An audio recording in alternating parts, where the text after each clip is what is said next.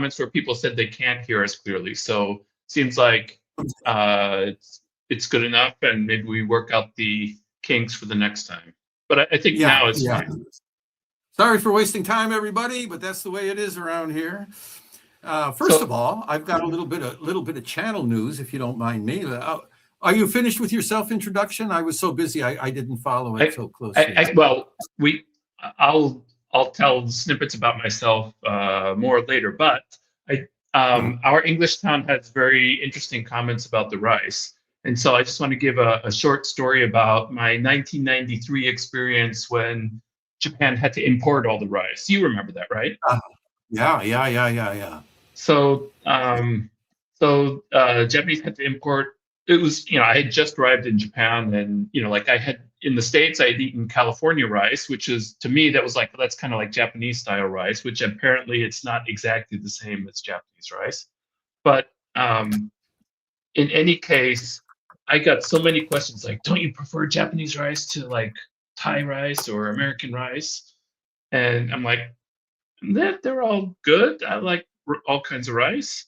And people really wanted me to say, no, Japanese rice is better. And I guess now I'm used to it. Like, I think our English schools seems to, Japan become accustomed to the Japonica pearl. I assume that just means like Japanese rice, like what's it called? Koshihikari? Yeah, which is like one variety of many in Japan. But like sticky rice. So the regular Japanese rice, it's not mochi rice, which is super sticky. But yeah, I guess it's what you get used to. It's like ofukuro no aji. So it's like what you grew up on. So people end up liking that.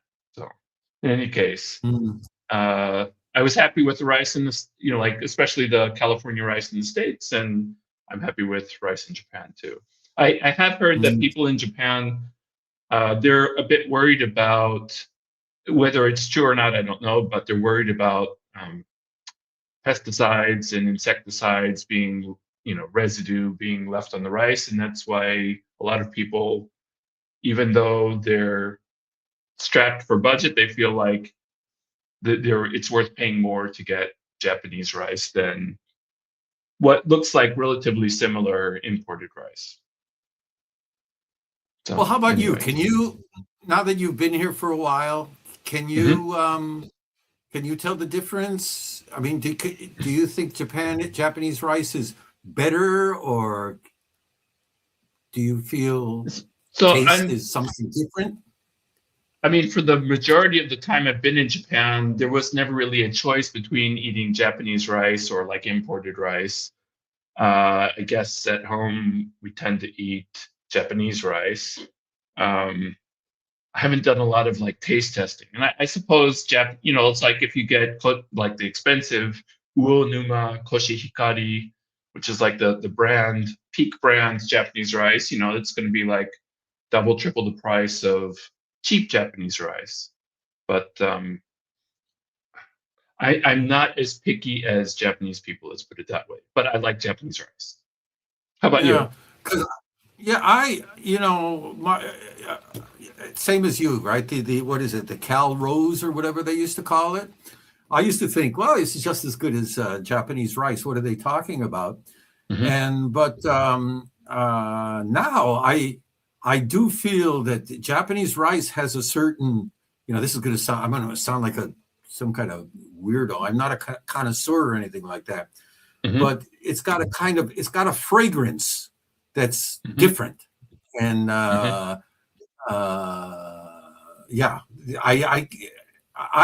we bought some American rice the other day, a couple of weeks ago, and it did seem to lack a little bit of the fragrance that good Koshihikari has. So, maybe it was just because I knew it was American rice and I'm, confirmation bias or something like that. I don't know, but sure. I did feel that way at the time, Yeah. Well, go ahead.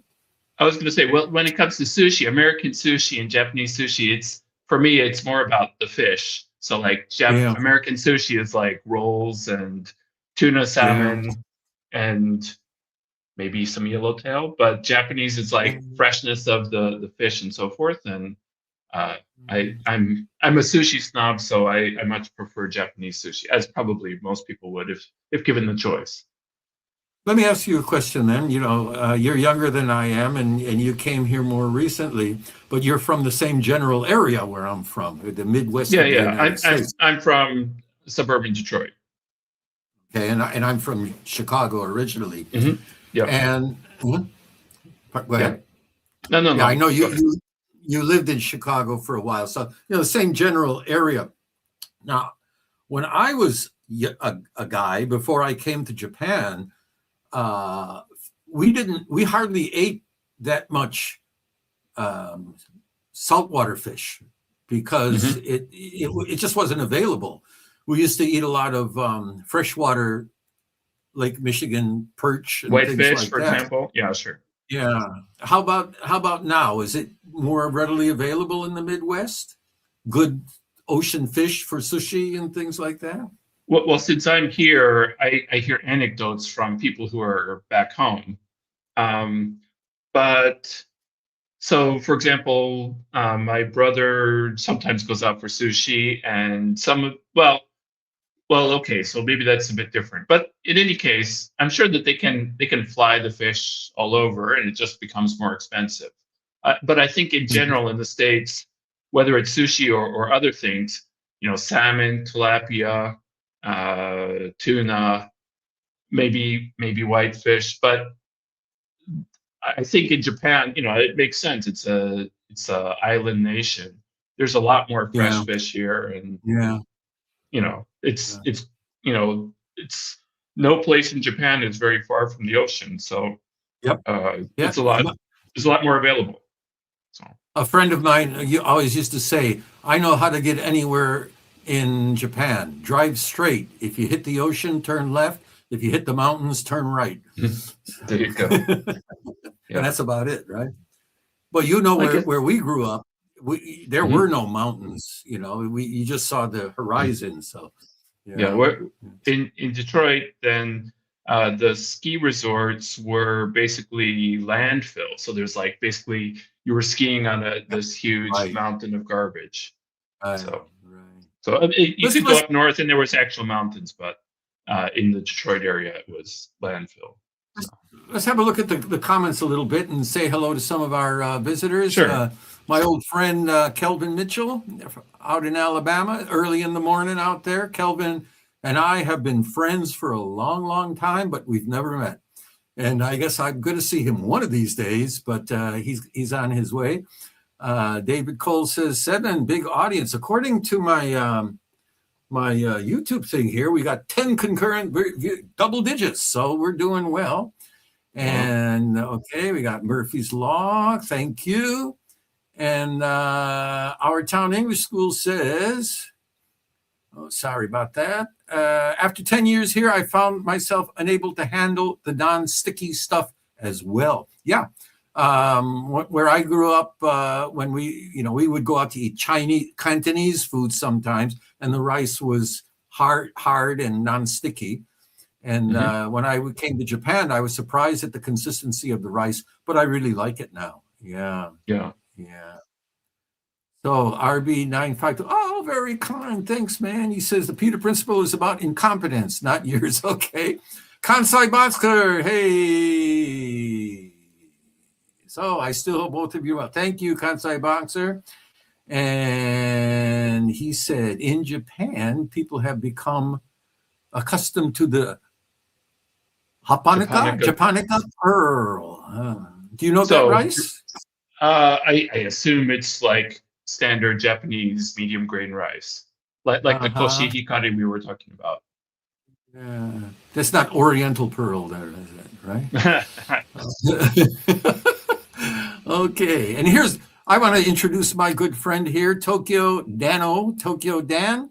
Very good friend of mine. We often go out and have coffee together. Dan used to have a popular podcast back in the early 2000s called What's Happening in Tokyo, the WHIT podcast.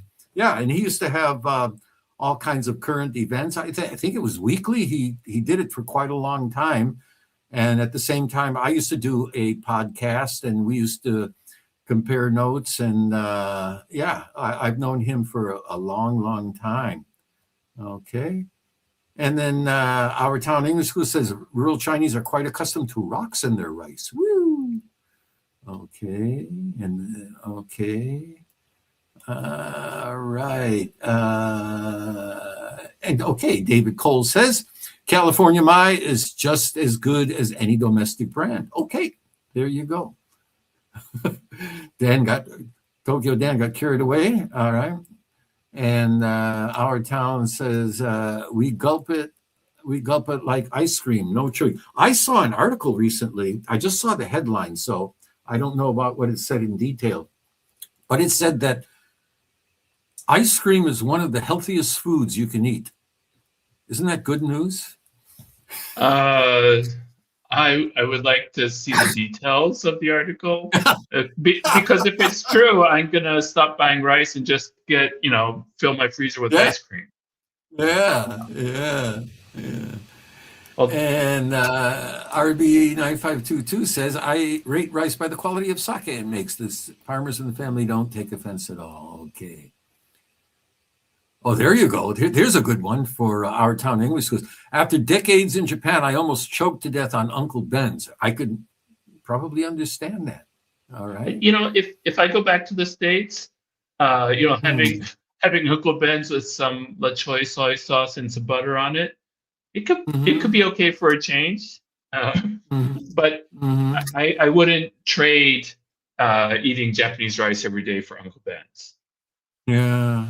I tell Japanese people how my father used to eat rice, and he used to take a bowl of rice and put milk and sugar and cinnamon and raisins and eat it with a spoon like it was breakfast cereal. So hang on. So my ancestors are Norwegian, and there's something called risensgrynsgrøt, which basically means rice porridge, and it's a traditional food consumed at Christmas, and it's basically rice.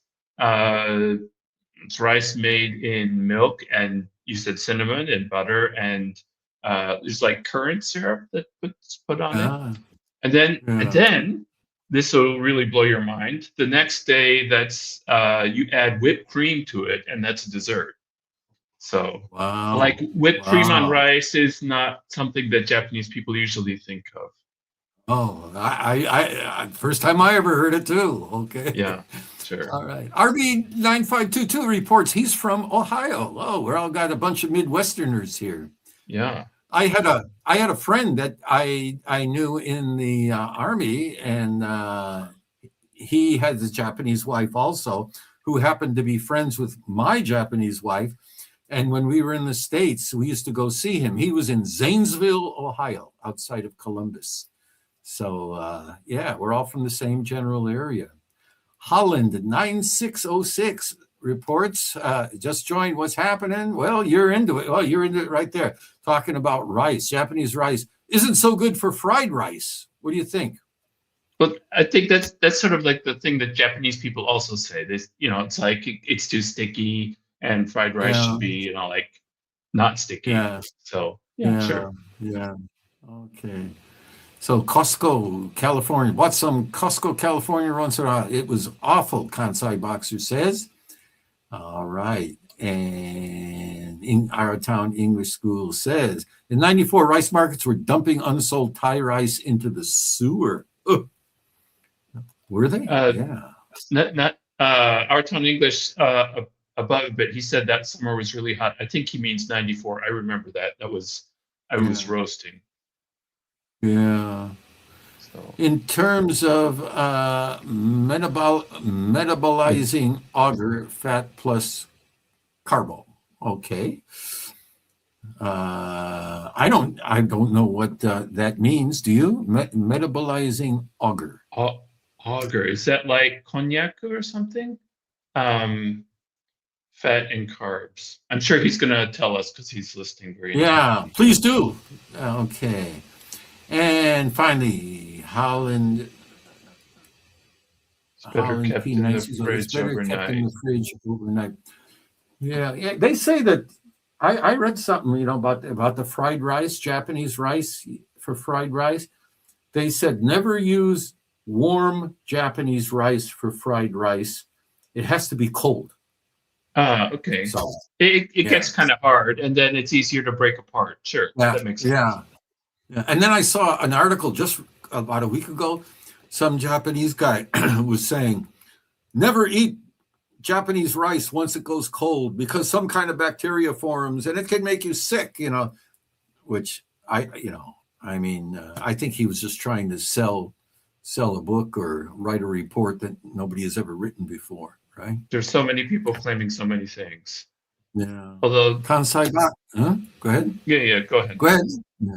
Well, I was Ice going to cream is say, excellent because the fat slows down the metabolism of the sugar. Okay. All I guess right. his Okay, author we've was run out of sugar. Yeah, sure. we've run out of comments here. Okay. So as let me get rid of this. Okay. Where's our wrong one? Hide. Okay. As Carl said, he's originally from Michigan, and you said you came here in the 90s, you said? Early That's right. 90s? Yeah. So Right. I spent most of Heisei in Japan. Did you make it for the bubble or was the bubble over? No, I made it bubble for is the done. beginning of the lost decade, pretty much. Uh-huh. My feeling is, like the work opportunities got worse and worse over the whole time. But so I was originally on the JET program teaching in high school, and my guess is those students had a bit of a difficult time getting the jobs that they wanted, Uh-huh. even back then. So Yeah, I the I so-called heard lost stories. decade. I although it turned into the lost 20 years and whatever. So I heard that during the bubble, somebody said his company offered to give him a car if he joined, um, as a signing bonus. My guess is those days are pretty much gone. Although I hear that because the supply is so low, I hear that the job market for recent grads now is also quite. There's young graduates have lots of options. Mm-hmm. So, but Well, you experienced the yeah, bubble. yeah. I got here in 1969, and that's just when the Japanese economic miracle was going into its supercharged hyperspeed takeoff kind of thing, and it was pretty crazy. There, 10,000 yen was like 1,000 yen now or 100 yen now.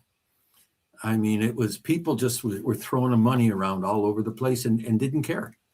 But people looked good. Japanese people were dressed really well, and everybody had new clothes and designer clothes and new shoes and stuff like that. And things have gone downhill since then, but that's because there was a lot of money floating around back then. Yeah.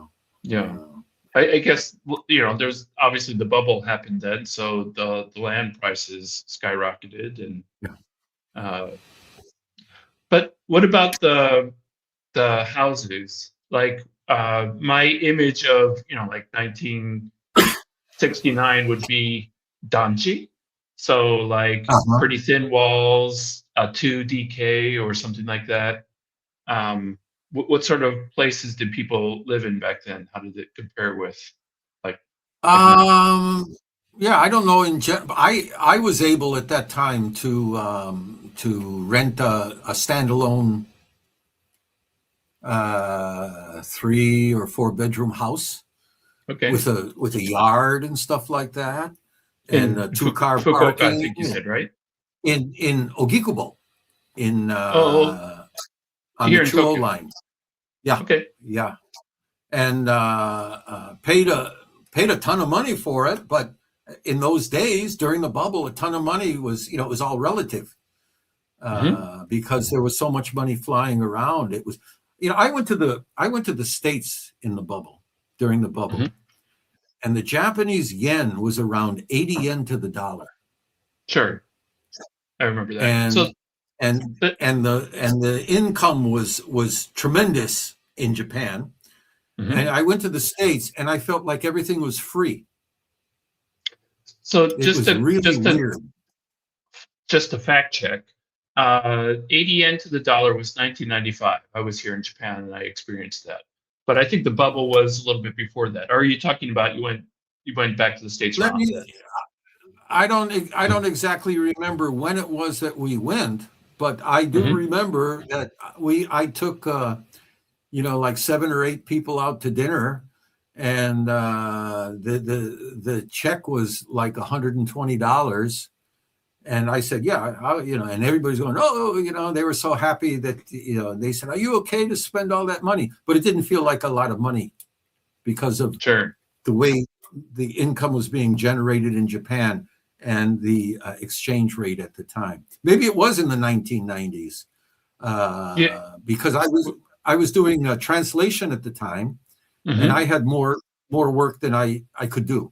So Yeah. yeah. Um, when I first came to Japan, as I was saying, like I lived in Chicago right before I came, and I remember like a bunch of green onions was like, I don't know what it was. It was like 20, I want to say 25 cents in wherever it was in Chicago, which sounds crazy now, but I came to Japan, it was like 100 yen. So it was like 4 times the price. Now, again, this was the year that they had the really bad weather, and then, they couldn't produce rice or other vegetables.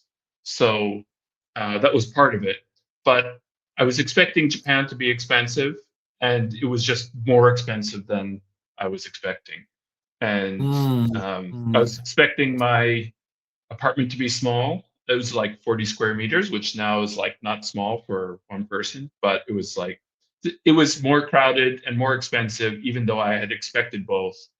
But yeah, anyway, it's overall it was a good experience. That's why I'm still here. So. Here's a little bit of the other side perspective. Oh, Japan was Hmm. great. There's lots of money. Sounds so nice. But here's another side of it. I knew a guy in Tochigi, and during those days of the bubble, he was dealing with real estate, buying and selling Hmm. land and stuff like that. And in order to do that, he had to borrow money from the bank.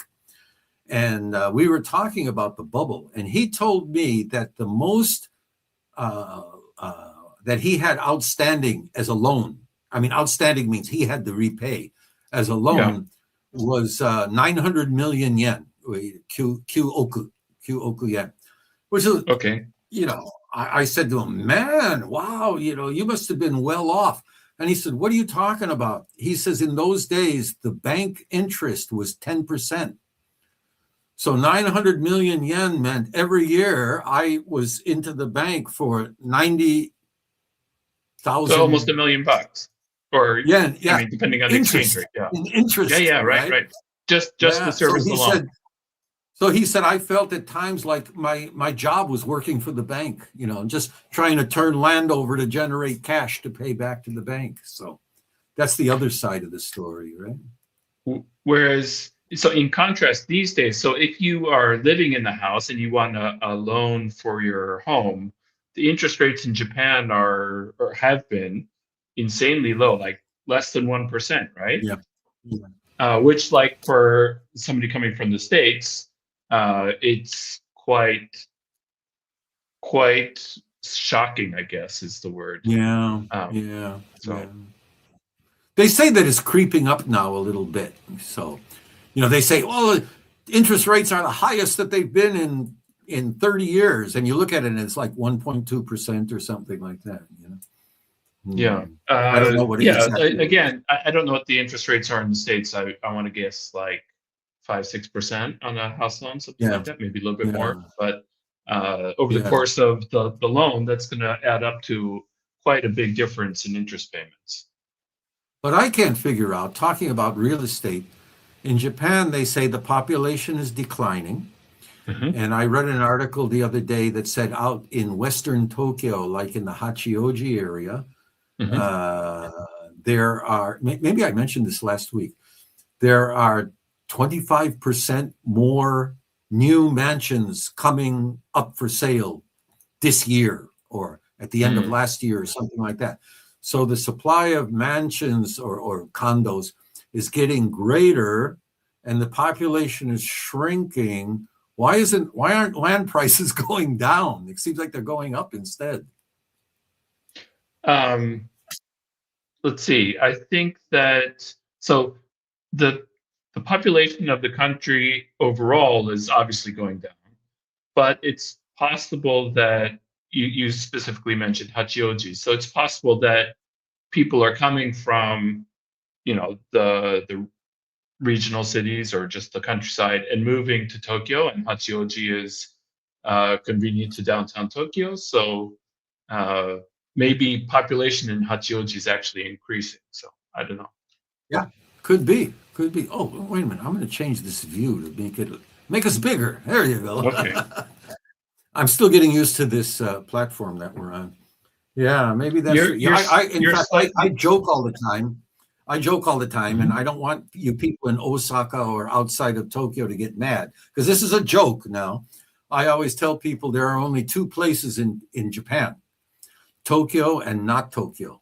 And I don't mean that to demean places outside Tokyo, but I think that's the way a lot of Japanese look at Tokyo, right? Yeah. Well, Inaka is like, depending on the how it's said, is kind of like a bad word, right? And when I was in Yeah. Hiroshima, it's a city of 1 million people. I'm like, how is a city of 1 million people Inaka? But Inaka means uh, one is like the countryside, but the other meaning is not Tokyo, or you could say not Tokyo or Osaka. But um, Yeah. yeah, Yeah. Yeah. yeah, lots Yeah. of people want to move to Tokyo. So, Yeah, yeah. I don't like the way that they do that, where everything is centralized into Tokyo, and all we need is one good earthquake, and they're going to find out what a bad idea that is. Let's go back to the comments just a little bit. We got a couple sure. here. RB9522, does your Hakamai lose its flavor in the cooker overnight? Do you know that song? There used to be a song No, that's by a guy named never heard that. not with these words. But there used to be a song by a guy named Lonnie Donegan. He was a British, what do they call that? Skittle music. Uh, And yeah. yeah, he did a song. Does your chewing gum lose its flavor on the bedpost overnight?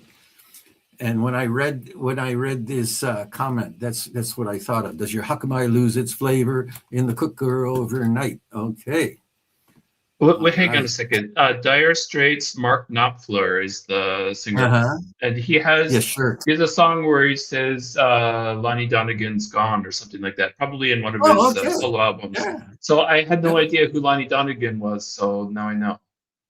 Well, Lonnie Donegan was big when I was a kid. And to tell you the Okay. truth, I know all the lyrics to the song. Does your chewing gum? I'm not going to sing it, but just to let you know, if you ever need it sung, give me a call. Okay.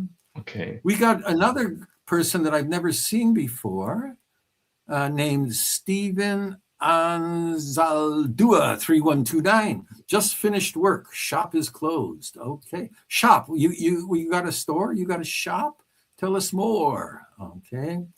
Our town English school full roller coaster. I remember going to the supermarket and seeing wallets with Ichiman bills. Yeah, actually, yeah, I used to work in a paper company and a big major Japanese paper company. And the guy who was running the place used to have a big, thick wad of 10,000 yen notes in his shirt pocket. And that's how he used to pay for stuff. He used to whip it out and that was quite a trip. Yeah, And some people. Mhm. Go ahead. I was going to say, speaking of wads of cash, I was a bit surprised when I first came to Japan how so many places they wouldn't accept credit cards.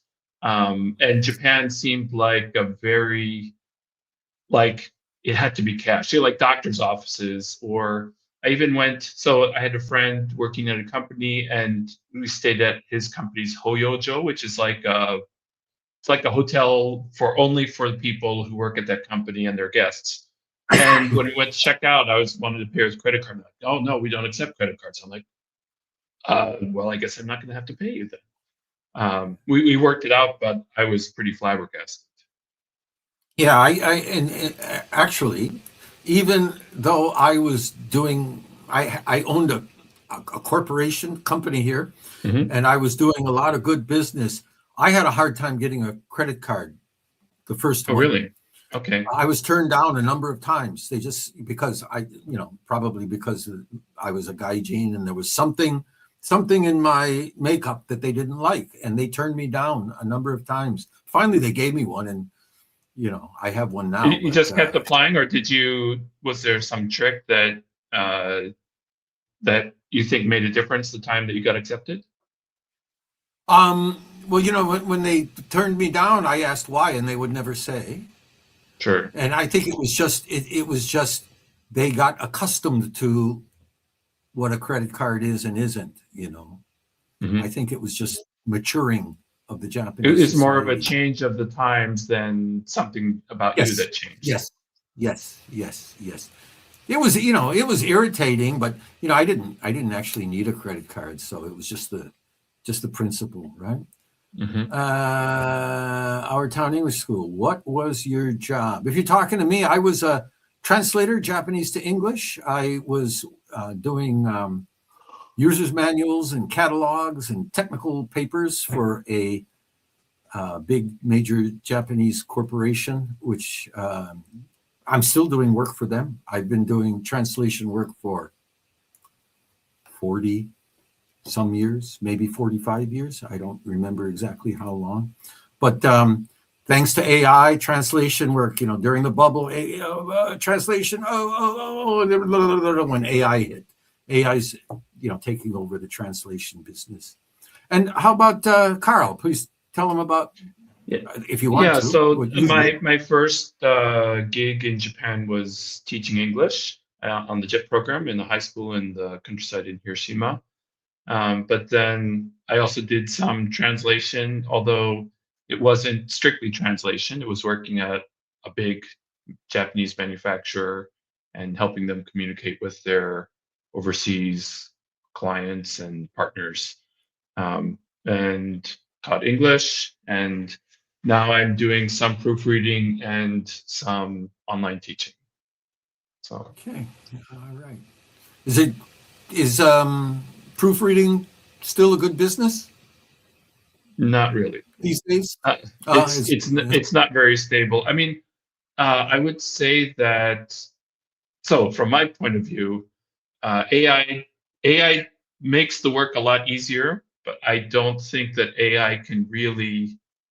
I mean, maybe in a year or maybe in 6 months, who knows? But sometimes AI makes mistakes that you really shouldn't leave in a publication. So I think there's still a space for a human who knows what they're doing, but that space is getting smaller and smaller. And for example, 30 years ago when I was at the company, then I would often translate letters and faxes and things. And now that would be totally unnecessary. Yeah. Although I don't know how it works with privacy. So like if the company has information that needs to be private and you just paste it into ChatGPT, does that somehow create some sort of leak? I don't know how that works, but anyway, yeah, AI is taking part of our jobs, a large part. And let me give a little bit more background about the translation business too, especially the translation stuff that I was doing, which I said is like manuals and catalogs and stuff like that. Mm-hmm. It's not just AI, as as digital technology advanced, these companies caught on, and they started building databases of Japanese and corresponding English. And in the past, like during the bubble, if they came up with a new product, they would give you a full manual, and they'd say, translate this manual, 100 pages or something like that. And you're sitting there banging it out. And then they started databasing, and then the database would match up your previous translations with the existing Japanese, and then spit out only the new stuff. And then it became only partial translation. And then those partials got smaller and smaller and smaller and smaller. So there's that too. Is that called translation memory? Yeah. There's I never really used the software myself, but when I was working at an IT company, Trados is one of them, sure. Or is it like maybe the most famous one, right? And so I was under the impression that it would be like, well, our database says that this should translate to this. Does that work in this context? And maybe you have to just click yes, yes, yes, yes. Oh, let me change this here. Is that so? You use Trados in your work then? Yes. Yes. Okay. And in the beginning, they were careful about just using existing translation, and they would send it over for the final check and make sure that everything lined up correctly. But that slowly, they got lazier and lazier, and that slowly was phased out, and they just go ahead and do it. It's good enough. And, they just go ahead and match it up, and it's a little bit sad. I'm looking at the comments, and Our Town English School says what I kind of agree, and that is AI still needs proofreading. Although it's kind of ironic. So from the customer's point of view, it's like AI does its work in seconds, and then you pay this person to double check it, and they take hours. It feels like even though 99% of it is correct, then it almost feels hard to justify paying the proofreader so much to proofread what AI did. They did most of the work. But and the thing about AI is it does make mistakes, but the stuff that it's good at, it's really good, and it's easy to stop paying close enough attention. Just this afternoon, I was trying to do something with my camera, and I went on ChatGPT and asked it, well, how do I do this? And I would say more than 50% of what it told me was total, complete BS.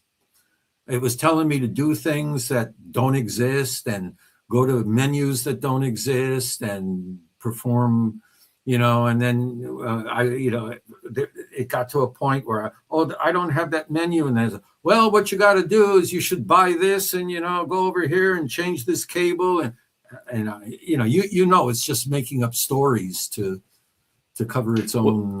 One of the things that we talked about this the other day, where I had asked it something about something that the prime minister had said.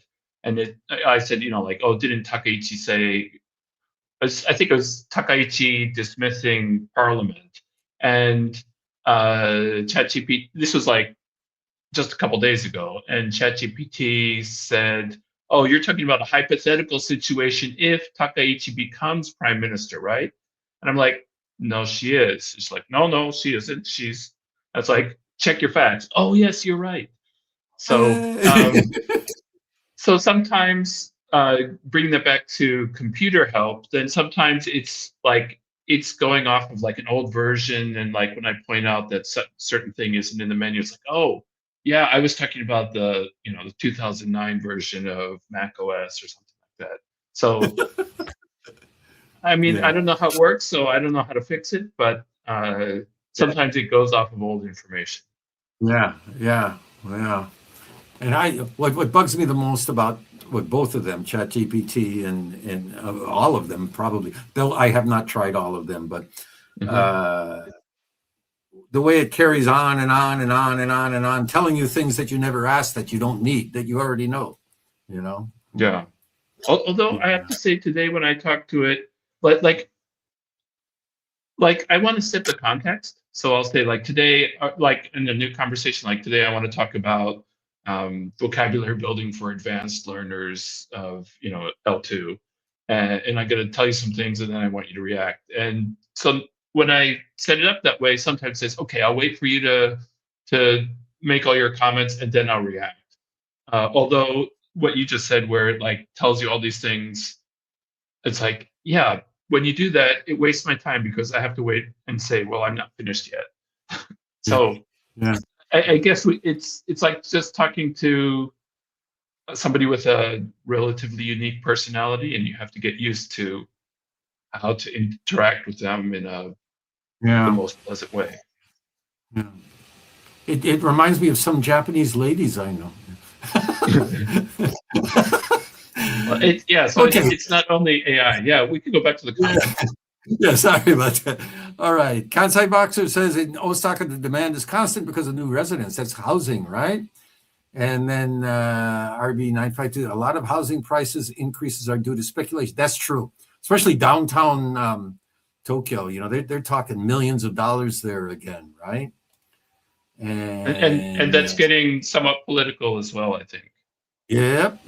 I think a lot of these new rules that they're making up seem to be aimed at things like that. And we save money here in Kansai. I almost read that as we save money here in Kansas, but our town English schools. Okay. And RB95, chewing gum. Oh, yeah. Does your chewing gum lose its flavor? About, yeah. Yeah. And powder coating Okinawa. I think this might be the answer to the what was your job? Yeah, okay. Powder coating Okinawa. Powder coating. Okay. I don't know what that is. Do you know what that is?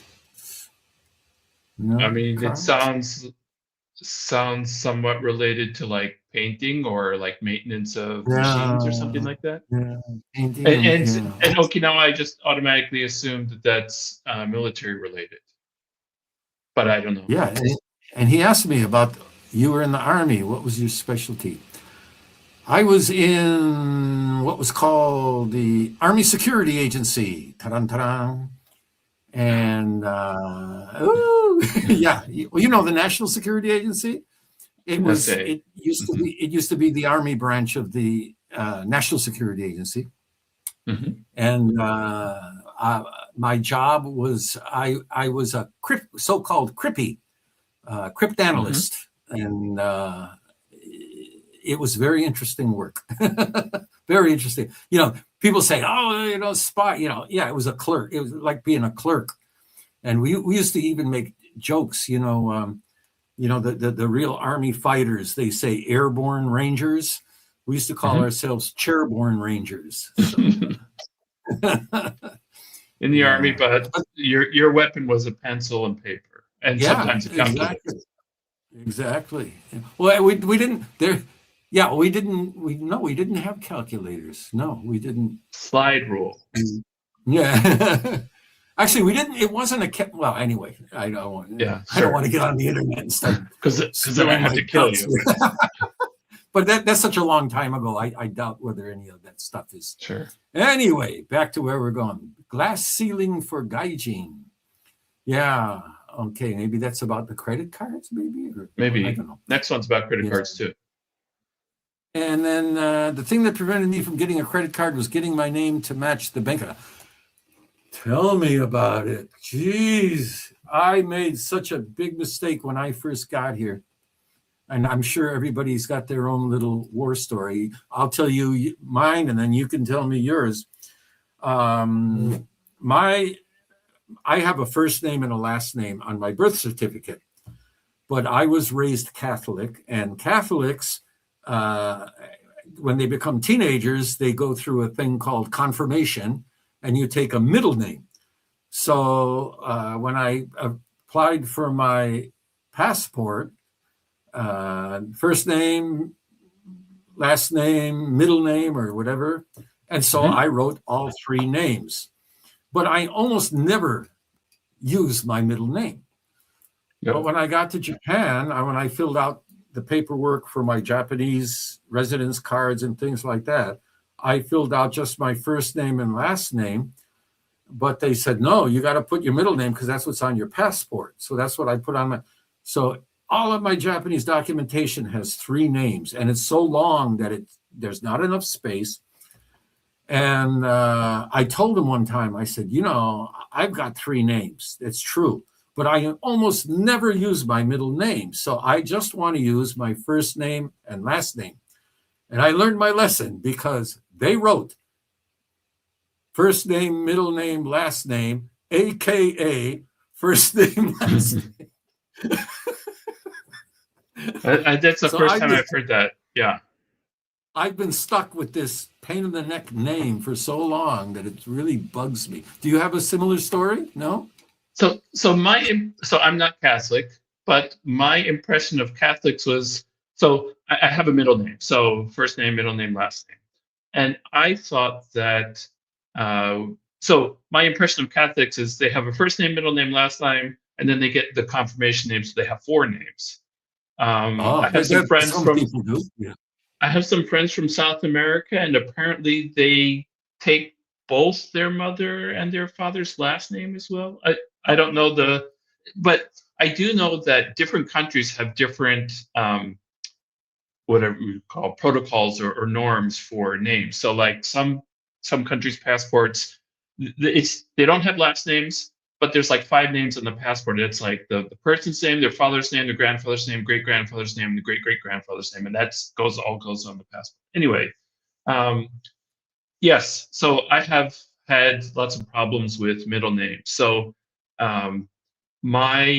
like for example, the card at the hospital or something like that, my middle name gets cut off in the middle, or even if it doesn't get cut off, like doctors will call me by my middle name, or it's like I also like never use my middle name. In some ways, I wish I didn't have it because it's just a nuisance. But again, because there's only two blocks, then first and middle name get stuck together, and then your last name is just your last name. That's basically how I have it. And if I had one thing I could change, it would be I'd rather have a shorter name so it fits on everything. Yeah. So, and then in terms of somebody had said like getting the name to match. So it's whether you use your middle name or not. And then also sometimes like some banks insisted it has to be in katakana, and then other banks say, no, you should use your alphabet. And so that also causes additional problems, or has caused additional problems. I guess I'm in I haven't changed a lot of things in the last several years, so everything seems to be going. But if I were to get a new account, then probably open up the possibility for more problems. Yeah, actually, I've it was a pain for a while, but I got used to it, right? So I just opened a bank account because everybody, you'll be the first to know, I am within 200 validated view hours of being monetized on YouTube. So I created a new separate bank account just for YouTube. And so it took something like 3 hours to open a bank account.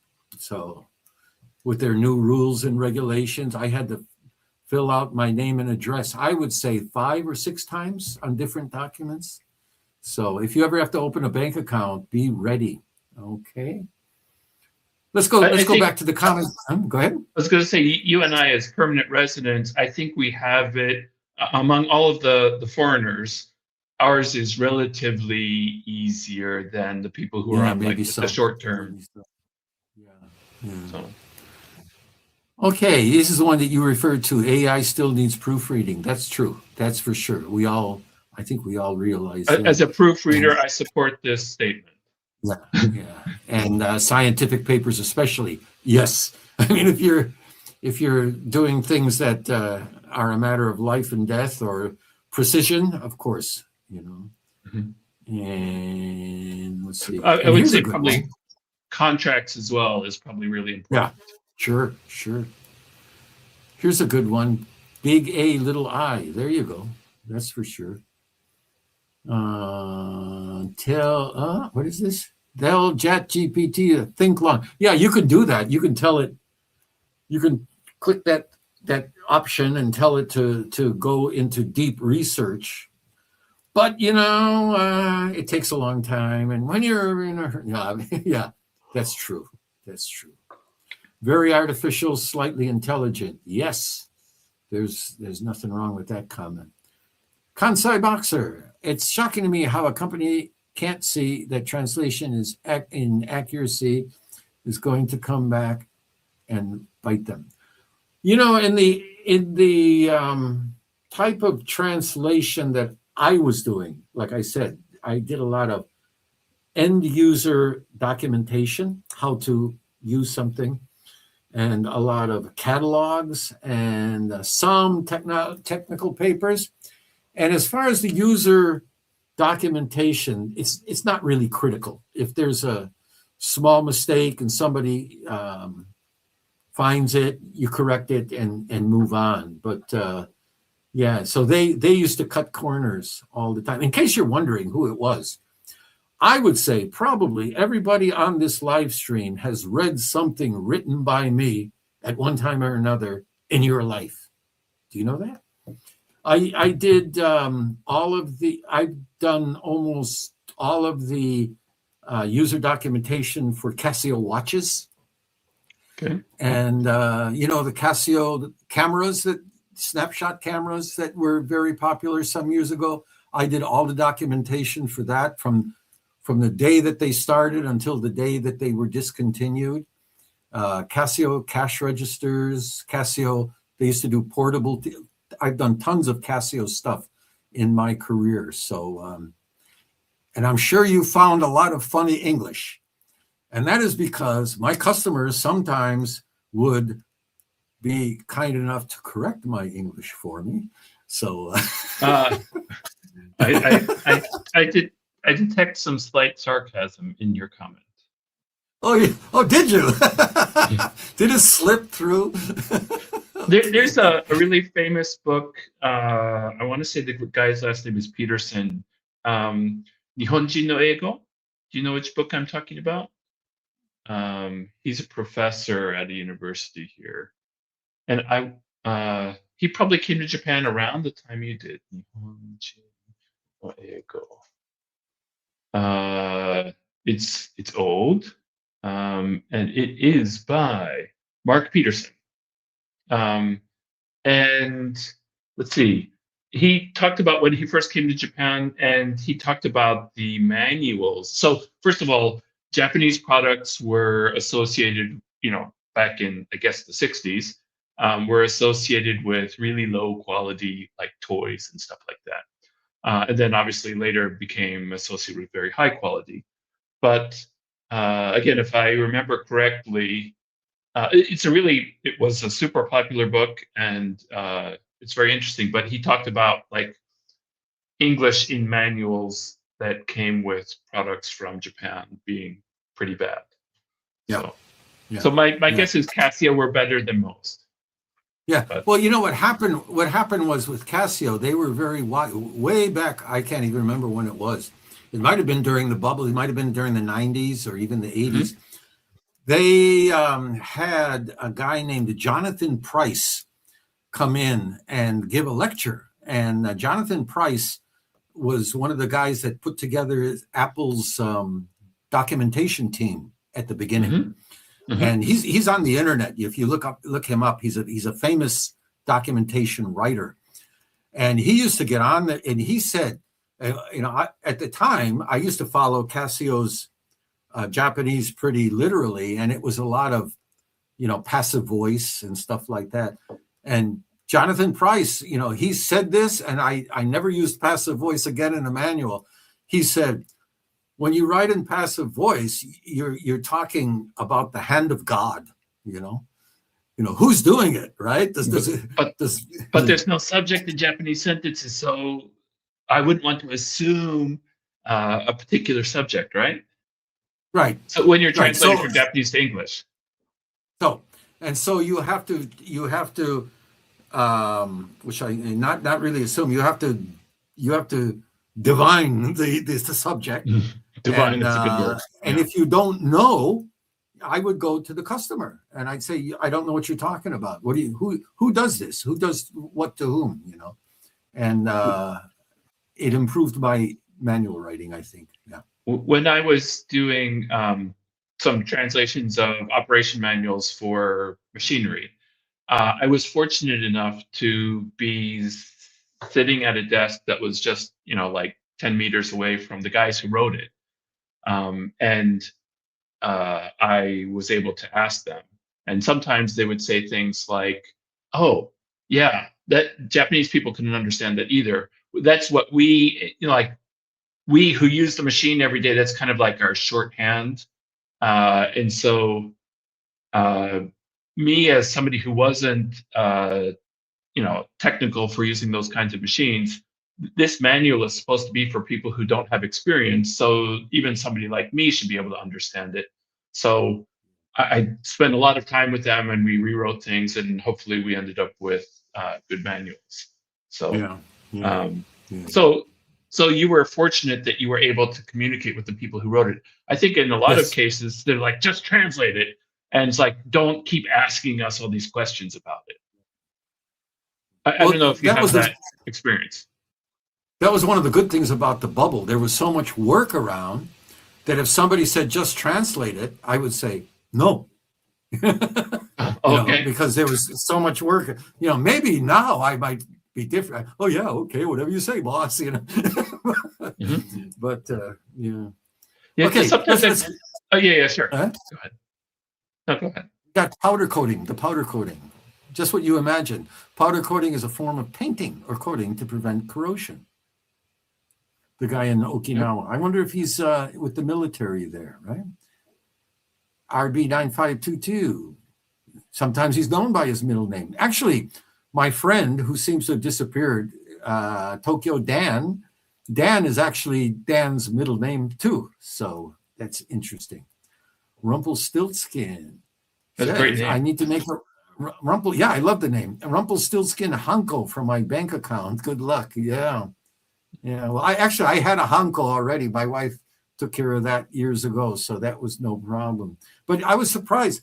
They handed us this device that had a pad about this big, and you held your Hanko against it, and it made a digital copy of your Hanko in red, in Hanko red, which I thought was pretty neat.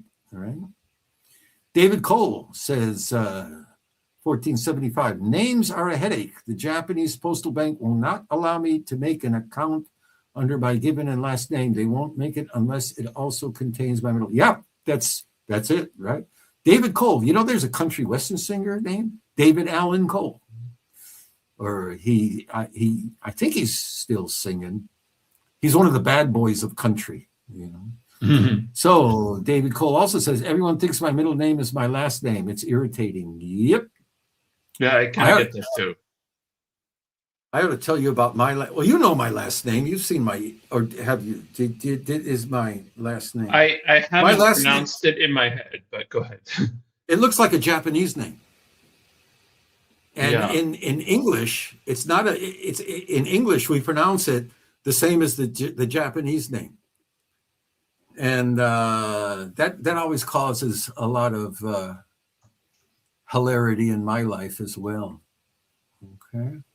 I don't know if I should say my real last name in public, online, Sure. Yeah. Unless people want to start sending me, huh? Yeah. I don't think it's necessary. Okay. You could stay half anonymous. Half anonymous. Okay. So a conversation with chat is a two-way street. The better your yes, the better your questions along the needed detail of what you're doing, you want to do, you can make a rule. I love ChatGPT. Yeah, that's true. The quality of the replies very much depend upon the quality of your prompts. That's true. And as far as love ChatGPT, you know that I told you the other day, when I first started using it, I was running around telling everybody, if ChatGPT were a woman, I'd marry it. And then our relationship went downhill from there, but I still use it a lot. There are certain things that ChatGPT is so great, so wonderful, and other things not so. Okay. I wish it didn't like spend so much time saying, "Oh, you're so smart," or like, "Oh, what insight your question has," etc. It's like, okay, fine, whatever. So. Okay.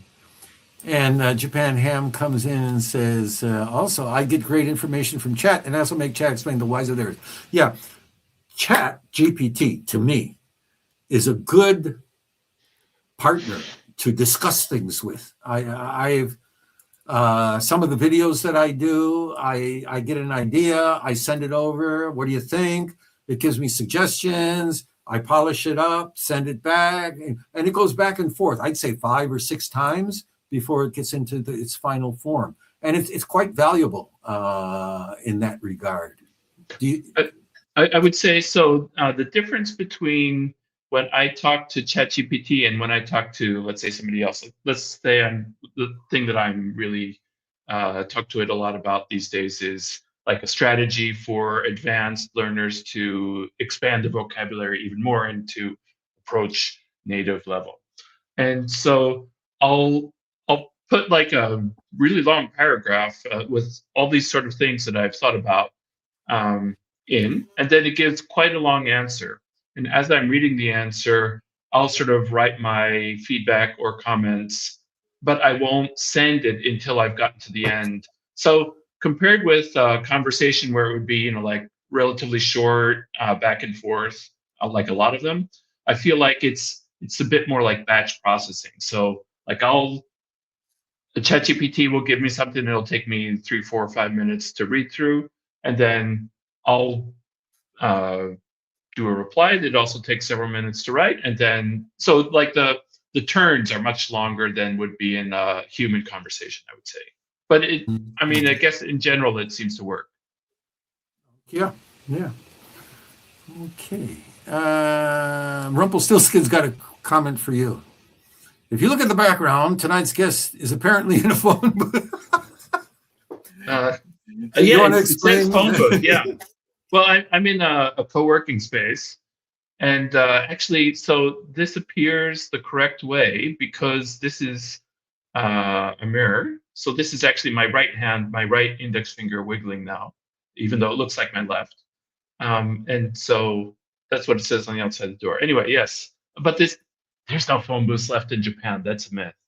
But yeah, so I'm in a co-working space. I just lost my YouTube.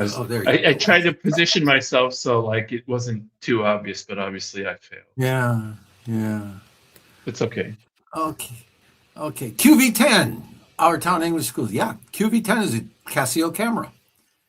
And did you know that Casio was the first company to create a digital camera with a built-in display on the back? And the display was 300,000 pixels and not a very good image at all. And it was a very simple, cheap camera. But at the beginning of the digital camera with built-in displays, Casio once had 80% market share. And now it doesn't make cameras anymore. That typical Casio. Nobody makes cameras anymore, right? Because everybody just uses their phones. There you go. That's not true. Correct your English. LOL. David Cole 1475. Okay. Maybe he's Okay. laughing about how your Japanese customers corrected your English. How's what? You said that sometimes your customers corrected your English Oh in your yeah, yeah. Oh translation. yeah. Oh, thank you, thank you. I thought this was a command. Hey man, correct your English. You're talking. I'm self-conscious about that sometimes. Where I work, I'm talking to some young people who are new in Japan, and we'll be in a conversation, and I'll get to a word. Do you ever do this? You get to a word, and I know what it is in Japanese, and I can't remember what it is in English. Have you ever done that? Yeah, so it goes both ways. So sometimes I can remember the word in Japanese, but not in English. I think, like, Yeah. for example, if it's something that you've experienced in Japan, but you Yeah. haven't experienced in the States, then, like, for Right. example, Right. there's lots of sushi that I can't say in English. Like, what's Yeah. engawa in English? I don't know. So, I got a uh, friend that has also been here a long time, and we'll refer sometimes to a shikata ga nai situation. mhm, yeah. It's that kind of thing, because we just don't have that in English, a good word for it. NP Mhm. private, sometime private contract. All right. I think Didn't know that's that countries. Huh? Go ahead. maybe that's related to the guy in Okinawa doing the powder coating. Oh, could be. Yeah. Okay. My guess is he doesn't work at the military. He does Okay. Yeah. He's private. a Yeah, subcon or outside contractor. yeah. No, I don't know that country singer. Well, look him up. You'll find him all over YouTube. David Allen Cole. Okay. Don't get doxxed. Yeah. If I ever run for president, I'll be in trouble. Okay. I was in the Army in Okinawa, 71 to 76, but no affiliation since then. I fully retired and a PR in Japan. Yep. Yeah. Same thing with me. I've been out of the Army for a long time, so I have no affiliation with them at all. David Cole says, I like ChatGPT praises. It validates that I'm on the right wavelength with it, and I won't get angry with it. Yeah, yeah. I was watching ChatGPT go through its. Sometimes it displays its Yeah, logic, sure. and it gave me some bum information, and I complained about it, and its logic is going to diffuse the situation. So it does make That's interesting. So it was explaining what it's doing, and it's diffusing the situation because it detected hostility from you. yes. Okay. And actually, I gave it more hostility. I said, instead of thinking about how to diffuse the situation, you got to think about how to give me accurate information. Right. And it says, okay, terminate user. No, actually, it said, "Oh yeah, that's on me." It just kept apologizing until it wore Sure. me down. Yeah. Okay. Our town English school. You're being sold. Okay. I like that ChatGPT suggests more content and asks me if I want it shared, and often I do, and it gives me good info. Yep. Okay. It does ask if I want more. Sometimes too much, right? And there's an NTT phone booth right down the street. They say it's mostly used to call for Daiko rides. Wow, I haven't seen a phone booth in ages, huh? So you know what Daiko rides are, right? Yeah, right. The driver for your. Yeah. So I'm not aware that I've never actually used one, but I've heard that in the countryside, like you have to use your car to get to the bar, but you can't drive your car back. So instead of a taxi, then I don't know exactly how it works, but presumably they drive you back.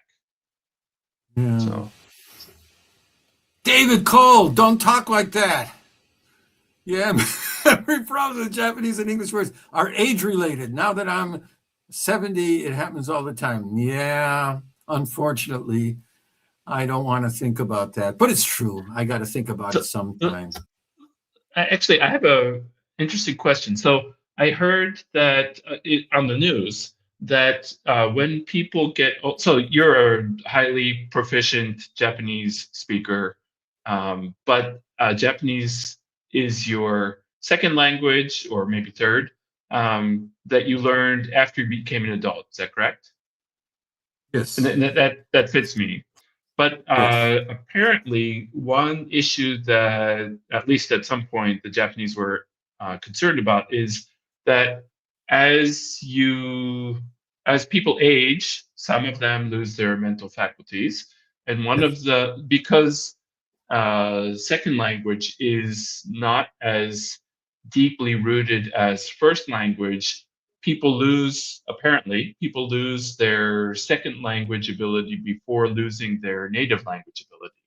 So it may be that um, you lose your Japanese and then you become less capable of communicating in Japan. Have you ever heard this?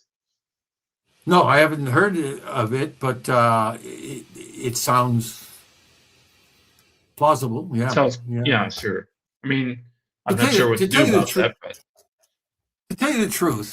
what this is my experience. I can tell you about language. Mhm, I went to when I first came here. I was down in Fukuoka, and my initial picking up Japanese education was all Fukuoka dialect, and mhm, I thought at the time that that was Japanese, and mhm, I used to talk in Fukuoka dialect all the time. And then I came to Tokyo, and as soon as I opened my mouth, everybody within earshot would start laughing at me because it's Fukuoka dialect is quite different from mhm, standard sure. Japanese. And then I went to Sophia University, and it was at Sophia University that I studied standard Japanese. I took an intensive Japanese course there, Mhm, and I learned kanji, which opened up a whole new world. And I found, and this is my experience, it's based on nothing except my own experience, that some of the students were really good at conversation. mhm, And some of the students were really good at reading and writing. And mhm, that it's rare to have somebody who's who learns as an adult to be good at both. I mean, that's just in my experience. It may be just a bunch of baloney. It may not match your mhm, experience too. But I know a guy. I know a couple of guys who are really good at conversation, at speaking back and forth, but they couldn't write jack. And mhm. to tell you the truth, of course, I can do fine in Japanese conversation, but I have no feeling that I am fluent. I don't think that I'm Mm. native level at all, and I feel much more comfortable communicating in English. I will say. Yeah, I guess so. I probably speak a lot more Japanese than I speak English, like in any given day. But I probably consume more media in English than in Japanese, although I consume plenty of media in Japanese as well.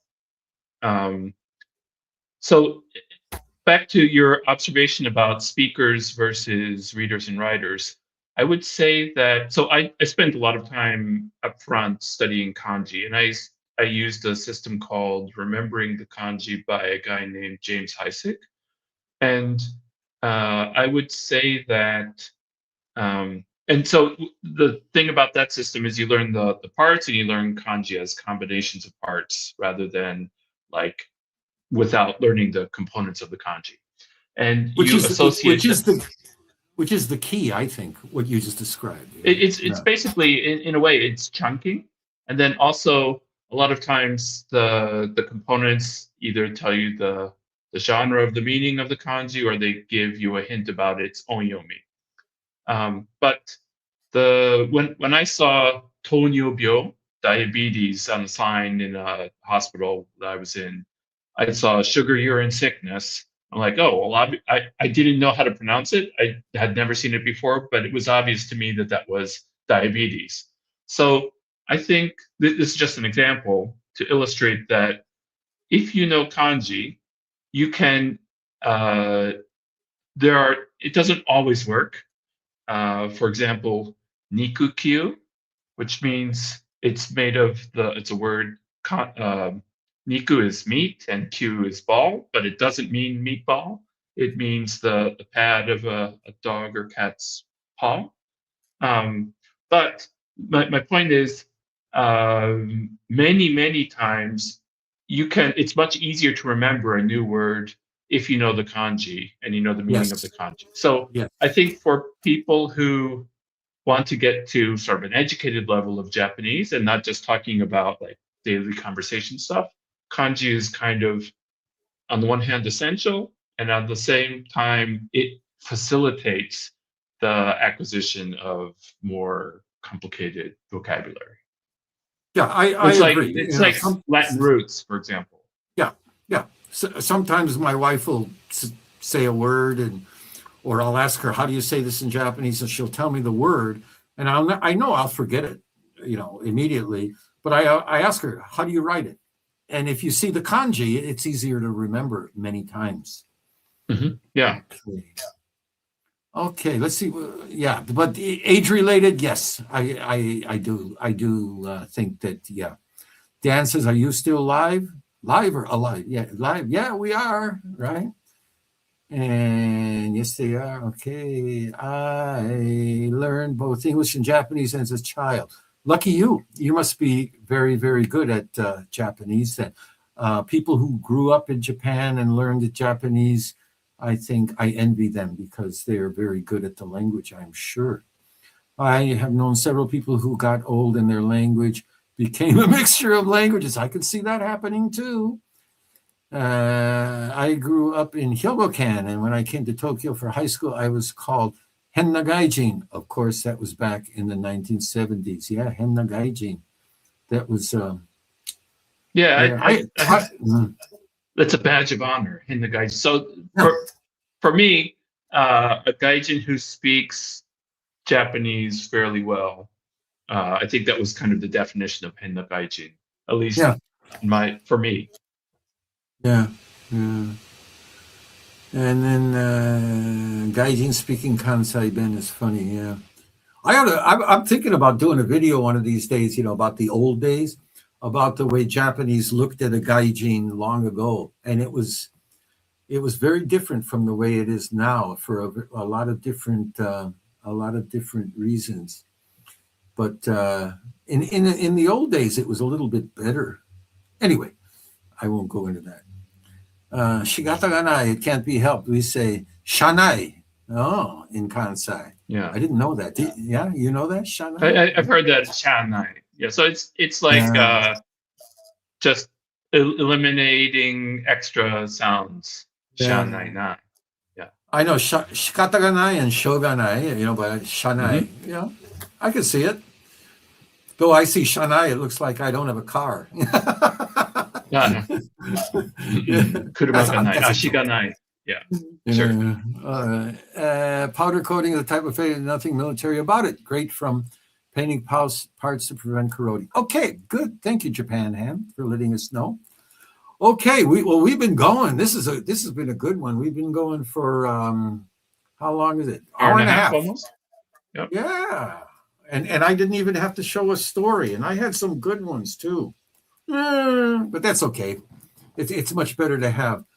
Well, I'll tell you what. Anybody who's still here, we had as many as something like 13 people at one time. And if anybody else would like to come on, right? Mm-hmm. We had 14. I saw 14. Okay. If anybody else would like to come on and join the discussion at any time, drop me a line and I'll send you a link. I think this platform supports up to 6 or 8 people or something like that. So it could turn out to be a lot of fun if we had more people. The other thing, I asked this in the notes or the comments or I forgot what they call it on YouTube. I'm wondering about the time and the date. The day that we do this live stream. I decided Saturday at 8:00 because ChatGPT told me that's the best time for people living in Japan and people not living in Japan. But I am willing to change it at any time. My university is on break. I got plenty of time. That's why I'm chucking out so many videos these days. But if anybody has any preferences, you want to change the time to earlier, or you want to change to another day of the week, well, let me know, and I'll consider it. And we got a bunch of stuff going on here. Okay, here. Yeah, I remember having children pointing to GAIJIN50. Yeah, the GAIJIN50 was it. But also, is it okay, everybody? You want to hear a story about old Japan? When I first came here, the Drifters comedy group was very popular. This was before the Shimura Ken days, and Kato Cha was the main guy. And they used to do a recurring bit where the punchline was always, "This is a pen." Okay? And for example, I remember one skit. There was police and robbers shooting at each other, and a policeman picks up the bullhorn and says, "Drop your hands up!" Some gaijin, "Drop your hands, put up your hands, and come out." And they shoot him. Bomb! He falls down. Another one, and they shoot him. And Kato Cha picks up the bullhorn and says, "This is a pen," And everybody goes, "Yeah," and he laughs. Every place you went in those days and you ran into school kids, they would say, "Hello, this is a pen." And after a while, it made you want to choke somebody. But yeah, that was back in those days. Yes, I remember the sentence. Yeah? This is a pen. Yeah, that's a sort of like famous English sentence, right? I didn't know the Drifters connection, but that explains why people used it so much. And I forget English. Okay. The time is fine here. Okay. How do we message you? If you go on YouTube, there's a place where you can get more information, and then there's a place, contact or something. I forgot how that works. Yep. And maybe you have to input I found you, so yeah, to confirm that, and it'll give you my contact email address, and you can contact me there. Oh, David Allen Cole, wakaran. That sounds like Kyushu Ben. They use the same thing there, right? And more. Oh, wakarahang. There's a real kansai. Yeah. Yeah, Dan, I think wakaran is Fukuoka, Hakata. They tend to cut the words over there, right?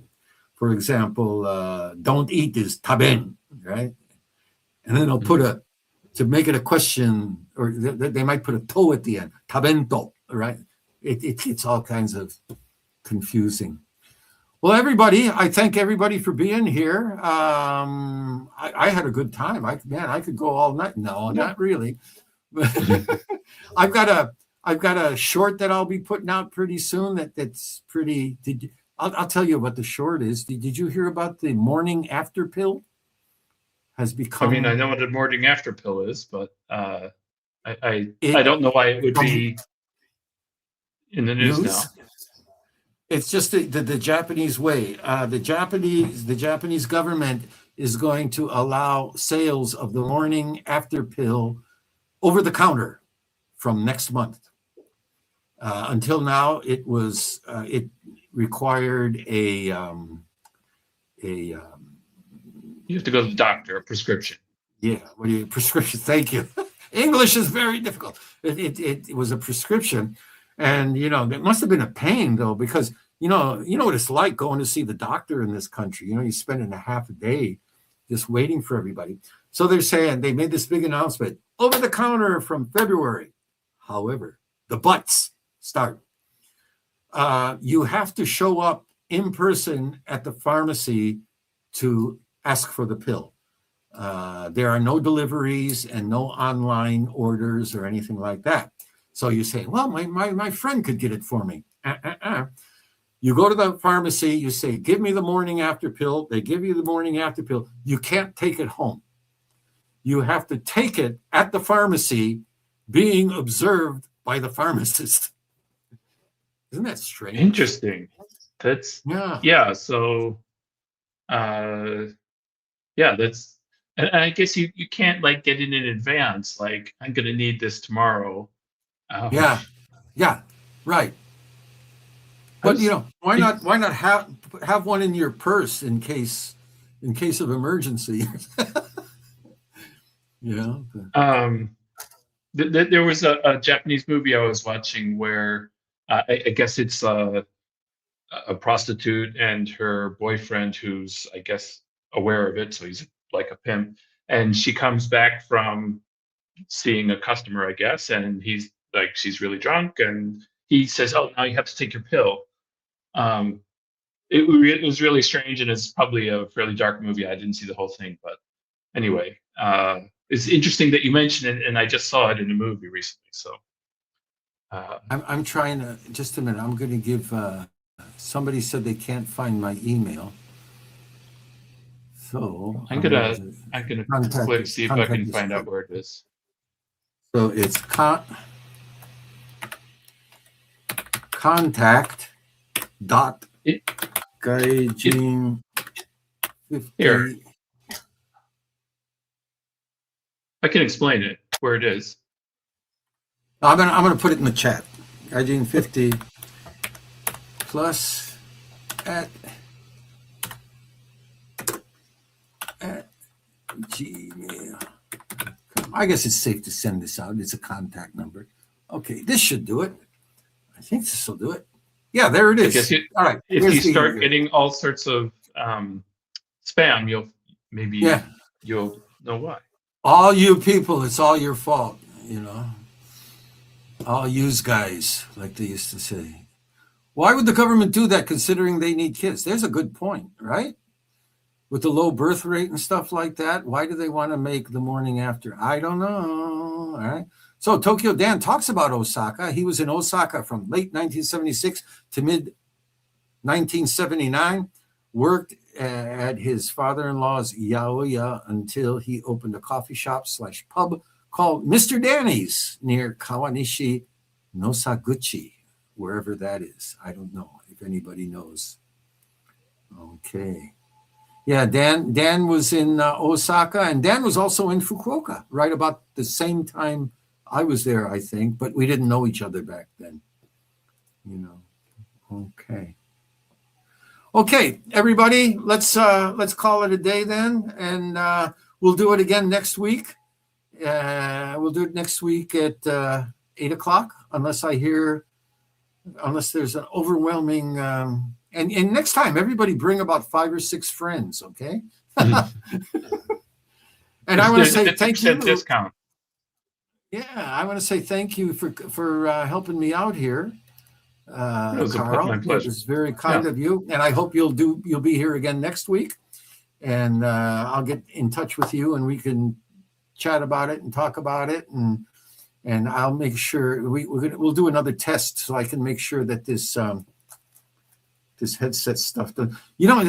This Mac, using a Mac and a PC is such a pain, because if I use my platform on the Mac, it won't support certain functions. So I moved to the PC today, and then my AirPods don't work. So I don't know. Just timing wise, I guess a week from today is the 7th, and the election finishes on the 8th. Yeah. So it'll be, but my guess is the results come in kind of late at night on the 8th. So it'll be the time after that we'll know the results of the election. Yeah. Maybe we should do an election live stream.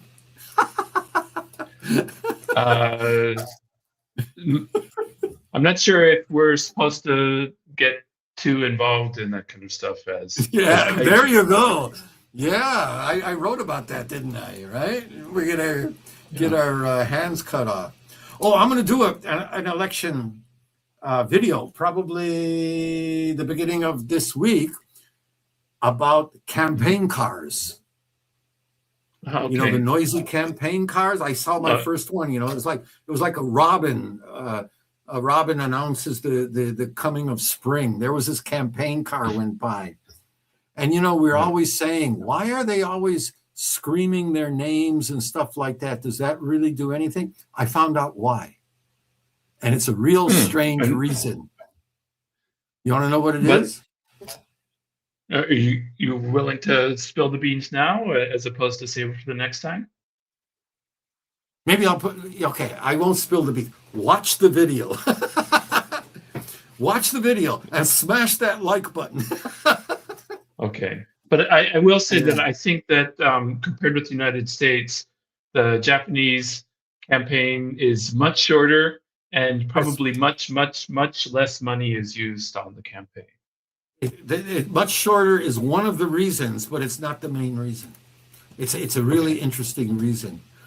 Name recognition translates into vote, says David Cole. That's true. That is another way. Both of you came out. You're smart people we have here. Both of those are some of the story, but not the main story.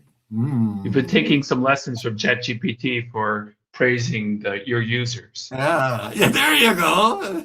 RB9522, election stream, not a good idea. I agree. What's louder, U.S. military jets or Japanese campaign cars? I refuse to answer such a... Yeah, well, what are you going to say?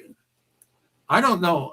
There are no U.S. military jets flying around where I'm at, but I'll tell you what, one thing that I found out was so loud are those damn Ospreys. You ever have an Osprey fly over? That's I haven't experienced it, but those are the ones with the really big rotors that turn up like this. Tilt rotors that can either be a helicopter, and man, are those things noisy. Bah, bah, bah, bah, bah, bah. The first time I heard one, I became frightened, you know. Every day. Yeah, we'll have a live stream every day. Okay, that's it for tonight. Let's all go get some sleep, and thanks a lot for coming, everybody. Oh, every day is an air show. Sorry. And we'll see you next time. I'm going to end the stream and go into our shutdown thing here. Okay. Thanks a lot. I'll get back at you, Carl. All right. Okay. Thank you, everybody. Take care. Bye.